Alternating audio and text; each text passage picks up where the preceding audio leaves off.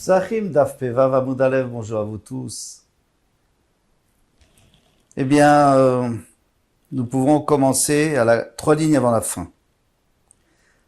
Nous avons vu dans la Mishnah Chalonot Veovi Achoma Kilifni. Donc, l'épaisseur des fenêtres et le dessus de la choma, l'épaisseur de la muraille, c'est considéré comme l'intérieur. Donc, si c'est la muraille de la Zara, c'est considéré comme l'intérieur, on peut manger des kodesh kodashim. Et si c'est la muraille à l'extérieur de Yerushalayim, donc on pourrait manger là-bas des kodashim kalim, comme par exemple Korban Pesach et Shlamim. Amarav. Rav, il vient rajouter quelque chose, et là-dessus il va avoir quelques petits problèmes. Gagin ve'aliot, même des gros problèmes. Gagin ve'aliot, qu'est-ce qui se passe avec le toit des maisons, ou alors du Beit Hamikdash, les toits, ve'aliot, et les étages qui sont construits sur les toits. L'onit katshu. Ils n'ont pas eu la Kedusha. Ça veut dire qu'on a été Mekadesh, Yerushalayim, depuis le parterre jusqu'au toit. Mais pas sur le toit. Sur le toit, on ne peut pas manger un korban, Pessah. La même chose au Beit Hamikdash. À l'intérieur, on pourrait manger un khatat, par exemple, qui est Kodesh Kodashim, mais pas là-haut, sur le toit ou à l'étage, là où on a construit. Là-dessus, il va y avoir pas mal de problèmes, parce qu'on va avoir tellement d'exceptions. Et la Gemara dit, c'est pas possible. Pourtant Rav a dit lui-même, Mishum Rabbi Chia, Kazita Pisra. Parfois, il n'y avait qu'un kazaït de Korban Pessah. Parce qu'on était tellement nombreux sur un Korban qu'il n'y avait qu'un kazaït. On était un grand groupe, une grande raboura. Ve'alela Pakaigra. Et le Hallel qu'on disait après, parce que juste après le Korban Pessah, on fait le Hallel dessus sur le Korban Pessah. Et lui, il explosait le toit. Ça veut dire quoi? C'est-à-dire que d'un seul coup, on entendait sur le toit des chants extraordinaires, il y avait tellement de monde. Mais d'où venaient ces gens-là? Ils avaient mangé. Où ils avaient mangé? Sur le toit. Maïlav d'Achli Beigra, Ve'amrigra. N'est-ce pas qu'ils ont mangé le Korban Pessah sur le toit? Et ils ont dit le Hallel sur le toit. Alors tu vois très bien qu'on peut manger le Korban Pessah sur le toit, donc grave, tu te contredis.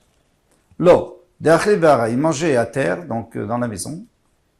Ve'amre Beigra. Et après ils montaient sur le toit pour faire le Hallel. La Gemara dit, c'est pas possible. Eli. Maintenant, pour être écrit dans la Mishnah, En maftirim achara pesach afikoman. On connaît ça, c'est dans la Haggadah, on le dit. On dit au Chacham, En maftirim achara pesach afikoman. Traduction. On n'a pas le droit, après avoir mangé le Korban Pessah, de terminer en disant, faisons sortir les apikoumen, et faisons sortir les ustensiles, les assiettes, tout ça, les couverts, pour aller manger autre part. Rav, et Rav il a expliqué comme ça, chez lui, on n'a pas le droit d'aller manger autre part avec un autre groupe. Alors qu'est-ce qui se passe ici? Nous on mange en bas et puis d'un seul coup on se retrouve en haut avec un autre groupe. Lokashia. C'est pas une question. Kan beshat achila. Bien sûr que quand on mange, on peut pas aller manger autre part. Kan shelo beshat achila. Maintenant on a fini de manger. On a terminé, on mange plus, on va juste faire le Hallel. Le Hallel tu peux le faire là où tu veux. Sur le toit ou sous le toit, comme tu veux. Donc on a répondu. Tashma, viens écoute. Abba Shaul Omer, Aliyat bet Kodesh Kodashim, Chamura mi bet Kodesh Kodashim. Alors encore une question qu'on brave. Il nous dit que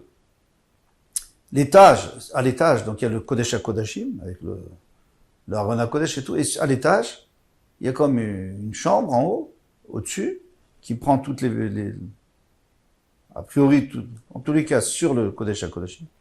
Et elle est plus, Chamura, on dirait qu'il y a plus de Gdusha là-bas que dans le Kodesh HaKodashim. Pourquoi? Parce que dans le Kodesh HaKodashim, dans le Kodesh HaKodashim, Kohen Gadol Nechnos Pa'am Achad Veshana, il rentre une fois par an. En fait, c'est pas une fois par an, c'est un jour par an. C'est Yom Kippour, mais il rentre 4 fois. D'abord pour apporter la Ketoret, après pour le Dam à part, Dam à Saïr, pour asperger le sang, et la 4e fois pour faire ressortir la caf et Martha, c'est-à-dire l'encensoir, qui est vide. En tous les cas, c'est qu'une fois par an. Une fois par septaine d'années, c'est-à-dire par 7 ans par Shemitah. Il y en a qui disent 2 fois. Il y en a une fois tous les jubilés, tous les 50 ans. Pourquoi on rentre là-bas? Les dames, oui, pour savoir ce dont elle a besoin. Donc tu vois que c'est plus kadosh, on rentre pas facilement là-bas. Rav Yosef va dire, tu vas te lever, un homme va se lever, Nikoum, il va se lever vénitiv, il va poser une question, un homme, il va se poser une question sur Rav, tu es Chal, mais le Chal c'est autre chose. Ce qui est au-dessus du Kodesh HaKodashim, ça fait partie du Echal et du... Shane Echal Dirtiv, c'est différent. Vaïten David les Shlomo Beno et David Taoulam. David Amelech, il ne pouvait pas construire le Beth Amikdash parce qu'il avait fait la guerre, mais son fils allait construire.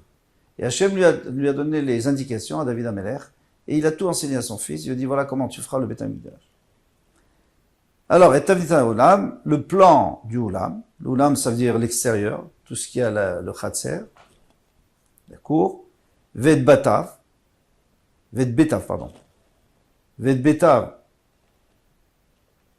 ça veut dire les maisons. C'est les petites maisonnettes qu'il y avait tout autour. Vegan Zachav, et les endroits où, les dépôts, où on mettait les choses dont on avait besoin pour les Kohanim et pour les couteaux de shrita et tout ça. Ve'aliotav, et donc les chambres qui étaient à l'étage, Ve'chadra vapnimim, et tout ce qui était à l'intérieur du Echal, ou Beta Kaporet, et le Kodesh Kodashim. Mais qui est écrit à Kol Birtav Miad Hashem. Tout était écrit, Miad Hashem, c'est Hashem qui a transmis à David Amelech, à l'Iskil, et donc tout était clair. Tout était clair. Mais alors, ça veut dire quoi? Ça veut dire que, oui, en effet, tout ce qui est en rapport avec le Echal, et dessus, et dedans, oui, d'accord. Là, c'est Kadosh, on est d'accord. Mais nous, on n'a pas parlé de ça. Nous, on a parlé de ce qui est dans la Hazara. Et sur la Hazara, et autour de la Hazara. Hein, toutes les petites maisonnettes, toutes les chambres qu'il y avait là-bas. Eh bien, ça, en effet, ce qui était à la hauteur de la Hazara est Kadosh, ce qui est dessus n'est plus Kadosh. Tashma, viens écouter une autre question. Alishkot Amniot Bakodesh. Les Lishkot. Lishkot, c'est les endroits où on déposait les choses. Il y avait tout. Il fallait déposer les habits des Kohanim. Il y a beaucoup de choses à déposer là-bas. Amniot Bakodesh. Qui sont construites dans le Kodesh, dans la Hazara. Ou Ptuchot Lechol. Elles sont ouvertes vers l'extérieur, vers Arabaït. Pas vers la Hazara. C'est-à-dire, elles sont sur le bord de la Hazara, mais elles ont des portes vers l'extérieur. Tochan Chol. Donc, à l'extérieur, c'est Chol. Donc, on peut pas manger Kodesh Kodashim à l'intérieur, parce que ça s'appelle pas la Hazara. Vigagotem Kodesh. Mais ce qui est sur leur toit, c'est Kodesh. Et là, tu peux plus dire qu'on parle du Echal, on parle de la Hazara. Encore une fois, une poussière sur Rav. Rav Friza, il a répondu, il a interprété, Beshegagotem Shavim le Karka Hazara. Ici, on parle dans le cas où le toit, il est à la hauteur de la Hazara. Comment est-ce possible? C'est que la maisonnette, elle est sous terre, et le toit, il est à la hauteur de la Hazara.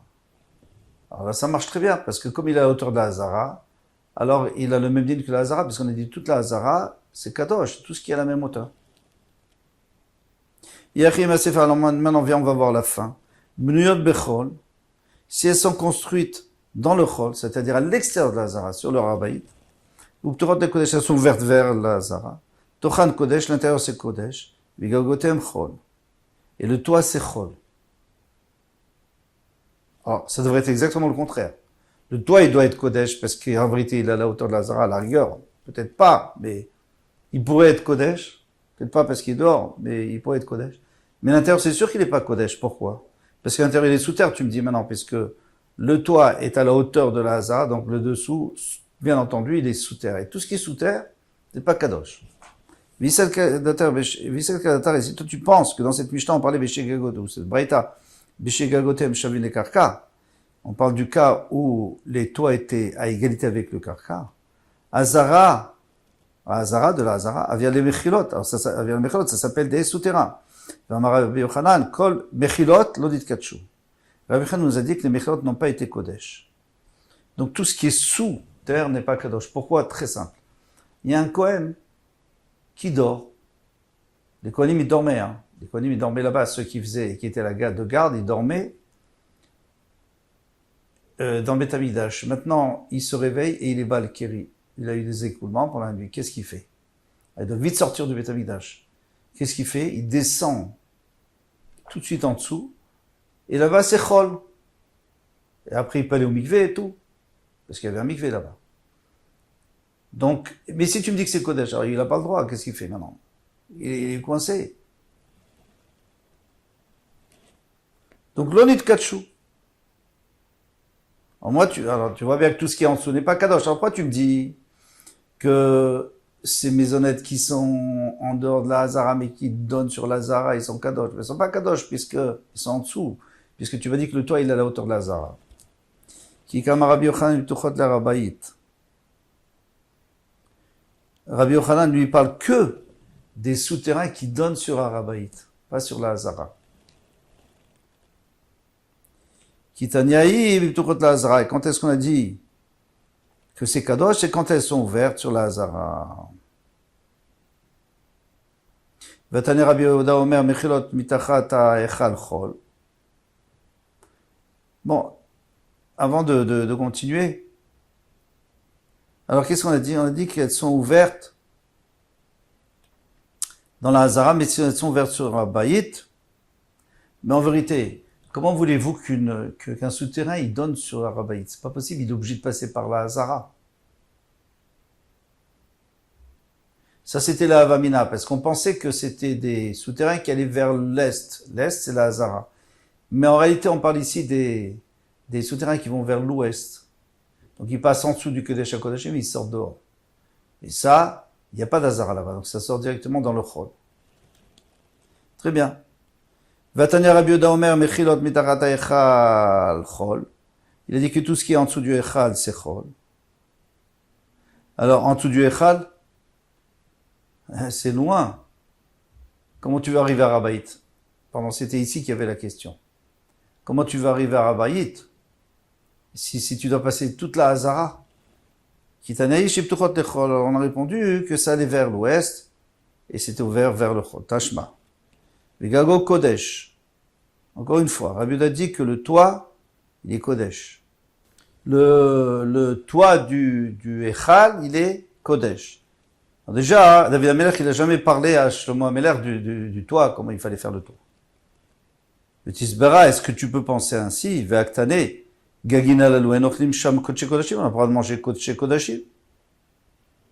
C'est-à-dire que c'est pas Kodesh. Ven shochatim sham kodesh kodashim.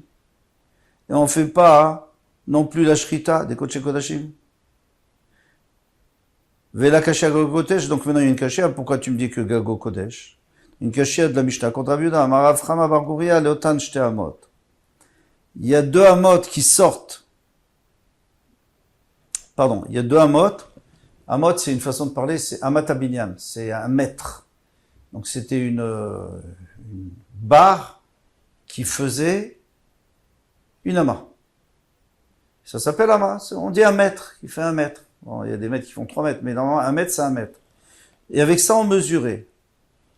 Maintenant, il y avait deux amotes qui étaient là pour mesurer les travaux qu'on devait agrandir ou arranger dans le Beth Amikdash, pour mesurer pour les ouvriers, pour les artisans. Et ces deux amotes, ça, on pouvait les mettre sur le toit. Parce que c'était Kodesh pour les outils, oui, mais pas pour les coaching, pas pour les korbanot. C'est pour ça qu'on appelait ça Kodesh. Donc quand tu dis Kodesh ici, ça veut dire pour mettre les outils dont on a besoin pour le Beth Amikdash. Et quand tu dis que c'est pas Sechol, c'est par rapport au Korbanot. Comme il est écrit dans le Mishnah Shtermot, Ayub Shushan Abira. Il y avait deux Hamot à Shushan Abira. Alors Shushan Abira, c'est pas Shushan Abira que vous pensez, c'est à l'entrée du Beth Amikdash, il y avait comme une petite loge sur le toit, sur la porte, et ça s'appelait Shushan Abira. Pourquoi ils avaient fait à l'image de Shushan Abira, pourquoi? Pour deux raisons. Vous direz, une raison, c'est parce qu'ils voulaient se souvenir que le maître de Shushan Abira, qui était Dariavesh, leur avait autorisé d'aller en Eretz Israël construire le Beth Amikdash, ils avaient même aidé. Donc ils avaient voulu faire ça en son honneur. Une deuxième raison, c'est pour pas oublier qu'on était quand même, il fallait les respecter, on était quand même soumis à eux, c'est eux qui décidaient. En tous les cas, dans ce Shushan Abira, dans cette loge, eh bien, il y avait ces deux, c'était sur le toit, bien sûr, il y avait ces deux Amot Abinyan. Achad al-Kiren Mizrachit Tzfonit. Il y en a qui étaient dans le coin est-nord, nord-est. Achad al-Kiren Mizrachit Dromit. Et l'autre, sud-est. Zouch al-Kiren Mizrachit Tzfonit, alors celle qui était au nord-est, hein, on parle toujours du maître, là, de la Hama. Aïta Yeteral Moshe Chatsi Ezba, il y avait un demi-doigt en plus que Moshe Rabbeinu. Alors on sait qu'une Hama c'est 6 tfachim. Moshe Rabbeinu, il a fait une Hama de 6 tfachim, ça c'était la mesure. Maintenant, eux, ils avaient rajouté un demi-doigt. On va expliquer pourquoi. Vezouch al-Kiren Mizrachit Dromit, et l'autre, Aïta Yetera Alav Chatsi Ezba, encore un demi-doigt. Nimtzet Yeteral Shel Moshe Ezba, ça fait en tout un doigt. Donc ça veut dire que c'était 6 tfachim plus un doigt. Ou vous pouvez dire 25 tfachim, 25 doigts, puisque 6 tfachim, chaque tefach, il y a 4 doigts, donc ça fait 25 doigts, au lieu de 24. Mais pourquoi maintenant on commence à faire des grandes, des petites? Comme ça, les Umanim, ils prenaient le prix de leur, ils disaient, voilà, fais-moi 100 amot. Je voudrais que tu me construises 100 amot ici. On verra, ça peut être construit en pierre, ça peut être construit en or, en argent, ou plaqué. Alors, tu me fais 100 amot. Donc, le responsable, il va chez eux, il dit, voilà, vous me faites 100 amot. Alors, ils vont dire 100 amot, multiplié par temps et temps. Donc, je te fais un devis de temps et temps. Maintenant, ils ont mesuré avec la petite, avec celle de Moshe Rabbeinu. Ou machazirim begdola. Maintenant, quand ils vont travailler, ils vont utiliser la grande. Pourquoi? Comme ça, ils donneront toujours un peu plus. Parce qu'il vaut mieux donner un peu plus qu'un peu moins, parce que c'est difficile de faire exactement. Presque impossible. Donc, pour pas qu'il y ait de vol, donc ils faisaient toujours un peu plus. Il dit chez lui, il y a les Demeïla. Mais attention, ils étaient d'accord avec ça. C'était eux-mêmes qui voulaient le faire. Ils voulaient pas, Chas Shalom, prendre l'argent de Beth Amikdash qui ne méritait pas. Donc, ils faisaient toujours avec un tout peu plus. Ça veut dire qu'en vérité, au lieu de faire 100 amot, ils faisaient 100 amot, 104 amot et un doigt. C'est ça? Attendez. On avait dit 25 au lieu de... Alors, s'ils avaient dit qu'ils devaient faire 100... Voilà. 100 amot, ça fait... Avec la grande, ça fait 100 amot plus 100 etzvaot. 100 doigts, puisqu'il y en a divisé par 4, ça fait 25. Divisé par 4, ça fait 25 tfachim, ou plutôt 25. Oui, exactement, 25 tfachim, et 25 tfachim. Donc on ne peut pas diviser, puisqu'on doit, dans chaque ama, il y a 6 tfachim, donc ça fait 4 amot plus un tefach. Très bien. Maintenant, Vétarté la Mali. Alors, j'ai compris qu'on a besoin de la grande, là, qui fait un doigt en plus. Après, il faut aussi une qui fait un demi-doigt en plus. Achade Kaspa Vedarava. Quand tu veux travailler donc c'est une commande d'une surface en or ou en argent. Et là, il faut pas exagérer parce qu'ils vont perdre si on exagère. Donc, on prend une ama plus un demi-doigt. Achade Binyana. Et si c'est pour construire avec du ciment, alors là, on peut se permettre une ama et un doigt. Non. En tous les cas, on a répondu à la question. Quand tu me dis que c'est chol, c'est par rapport au kodashim, et quand tu me dis que c'est kodesh, c'est par rapport aux outils du Beth Amikdash. Non. On a expliqué que les fenêtres et l'épaisseur de la choma, Par exemple, sur la muraille, c'est comme à l'intérieur. Bishlama chalonot mashkachat la deshavia les karka azara. Comment tu veux que les chalonot, que les fenêtres, ou que la muraille, elle soit à la même hauteur que la Hazara, parce qu'on a dit que tout ce qui est à la hauteur de la Hazara, c'est Kadosh. Sinon, non. Donc, les fenêtres, on peut dire que les fenêtres sont à la hauteur de la Hazara, c'est pas un problème. La fenêtre, elle peut être en bas. Mais la muraille, elle peut pas être en bas, parce que si elle est en bas, elle ne sert plus à rien. Et là, alors je comprends les fenêtres, mais je comprends pas que l'épaisseur de la muraille, c'est-à-dire le toit de la muraille, eh bien, comment on va trouver que ça sera Kodesh, puisque c'est plus haut que la Hazara, donc par définition, c'est pas Kodesh. Mashkachatla, Bebar Shura. On parle Bar Shura. Qu'est-ce que c'est que Bar Shura? C'est-à-dire la muraille intérieure, parce qu'il y avait plusieurs murailles. Il y avait la muraille intérieure qui était petite et la muraille extérieure qui était plus grande. Dirtiv, Vayavel Chaïl Vechoma. Il y a écrit que il a endeuillé Chaïl, c'est la petite muraille, Vechoma est la grande muraille. C'est endeuillé, c'est-à-dire que, voilà, il y a eu la description du Beth Amikdash. Vamaravacha, Ravacha dit, Vetemarav Chanina, Shura ou Bar Shura. C'était Shura, donc c'est la muraille, ou Bar Shura, c'est la petite muraille. Maintenant, comment est-ce que la petite muraille, elle est quand même plus haute que la Hazara? Non. Parce que la Hazara, ça montait. Donc il y aura toujours un endroit de la Hazara qui sera plus haut que la petite muraille. Ou qui sera à la même hauteur. Et donc, la petite muraille, elle peut être Kadosh, elle peut être Kedosha sur son, si on veut manger dessus, par exemple. Là, on peut s'arrêter là. Oui, on passe à un autre sujet, d'ailleurs, c'est la dernière Mishnah du Pérek. Hein, on a bientôt fini Bezrat Hashem Kitzat Solid. Et là, on va parler des Chaburot. Si on mange avec un groupe, est-ce qu'on peut passer à l'autre groupe? Comment est-ce qu'on fait? Est-ce qu'on doit se séparer? Etc., etc. Voilà, à demain, Bezrat Hashem Kol Tov.